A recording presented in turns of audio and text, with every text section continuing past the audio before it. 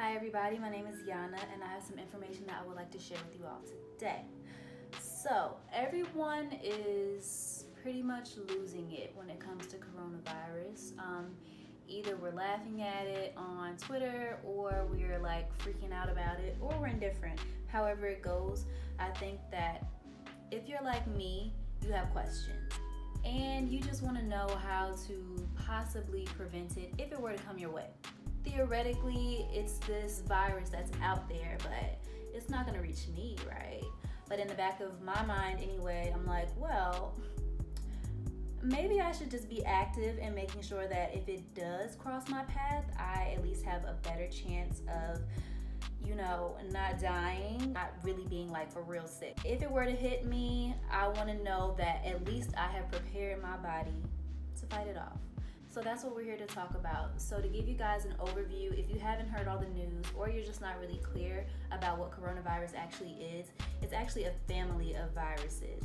And they cause illnesses ranging from the common cold all the way up to severe respiratory diseases.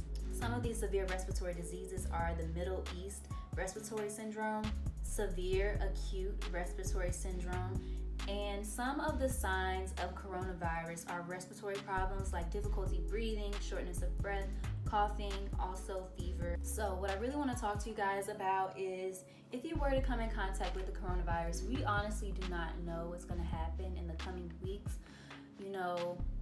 God willing, everything is going to blow over eventually, but we truly, in all honesty, have no idea how big of an issue this will become for the public. So since we don't know, it's better to be safe than sorry, right? So I have some tips on how to boost your immune system in case you come in contact with this disease. These are tips for just general wellness and making sure that your immune system is strong. So this is not specifically for coronavirus.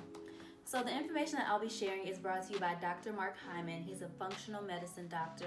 And this article was titled, Supporting Your Immune System When You May Need It Most.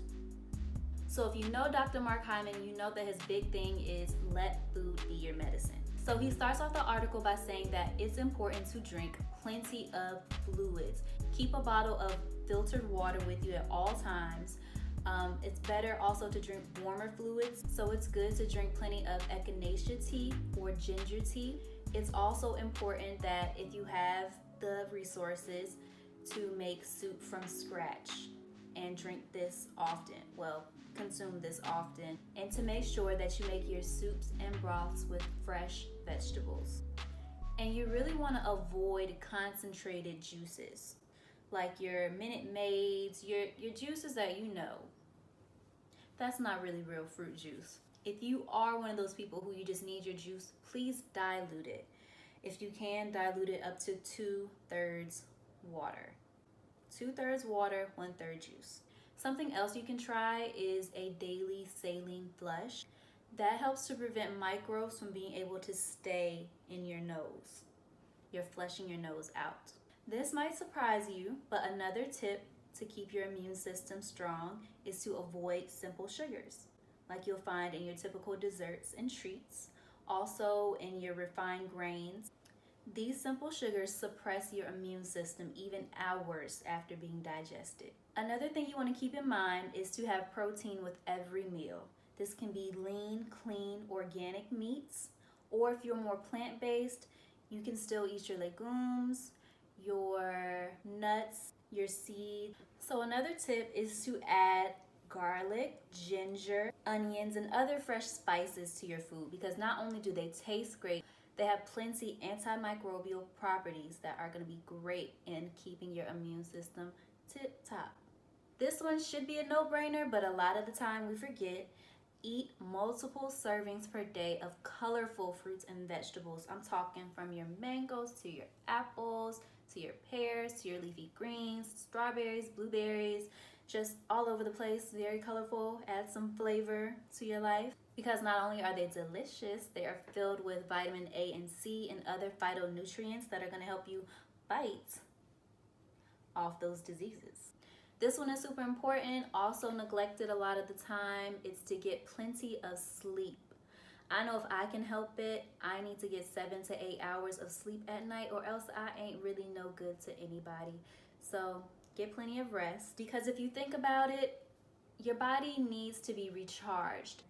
When you sleep, that is your body's time to reset, to be able to do all of its natural processes and go through those processes without the distractions that you place on your body during your day-to-day life.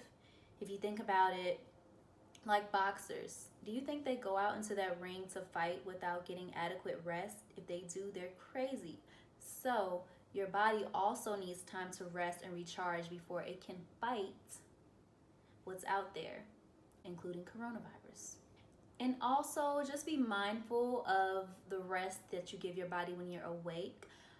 If you're like me, sometimes it's difficult to slow down and remember to breathe, especially when you have a lot on your plate. Sometimes it's hard, but it's essential.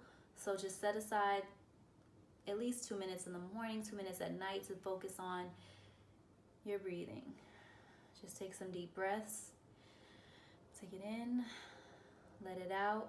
You will be surprised the wonders that deep breathing can work.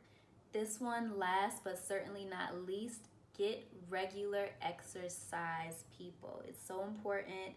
It's so key to let your body, get that good circulation going on a regular basis.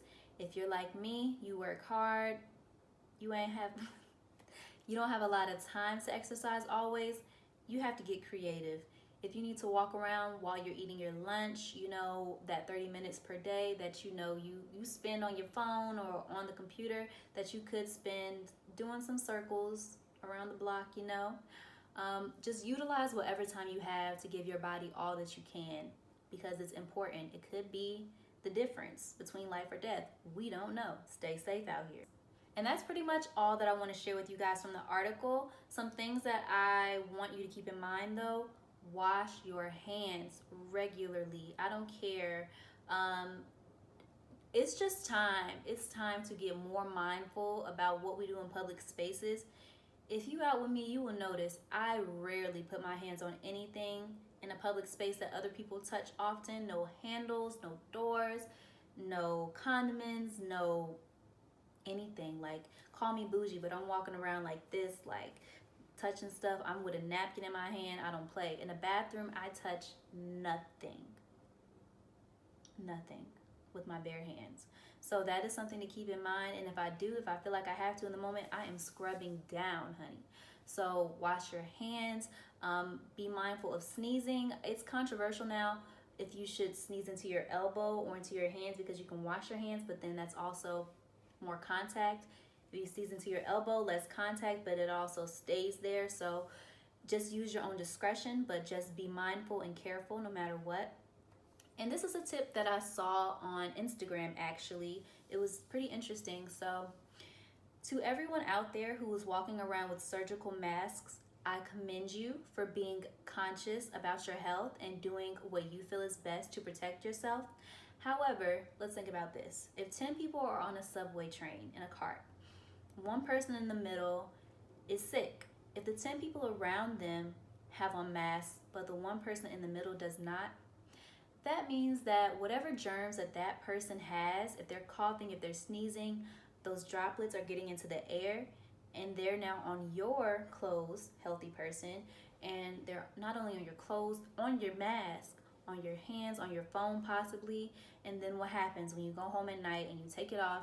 If you're not careful, those germs are getting everywhere. They may not have been on your nose and mouth at first, but now there's a good chance that they can be. So the advice that was given was to, instead of being so conscious about protecting yourself, which is important, lend a helping hand. Be like, bro, I got you. Pass that sick person a surgical mask and help prevent some disease from spreading. Because if they're sick and they're spreading it, it's still spreading. And you, sick person, get you a mask. Be thoughtful. Really, you should stay at home because it's getting real out here. So just keep that in mind. Okay, thank you. I just beg everyone, please continue to do your research and stay up on this, because truth be told, we have no idea how things will or will not escalate, because God willing, this will all blow over, same as, the bird flu and all that other stuff in the past. because this is not the first time, but we know that times are crazy right now. We don't know if we're in the middle of a biological warfare. We don't truly know. There are a lot of questions in the air as things develop. So I just really suggest that everyone be careful. If you have any questions, reach out to me if you'd like. I'll do my research, do my best to give you the most accurate and up-to-date information. But please do that for yourself. Be mindful. This is the time, if ever, to just be mindful of how you operate in these public spaces, especially those of us who work in public spaces. Please be careful. Please do not be afraid to set up boundaries. Don't be afraid to look a fool in public with a napkin in your hand as you grab the salt, because you have to think about how unmindful the person before you was. Unfortunately, that's the world we live in. So protect yourself.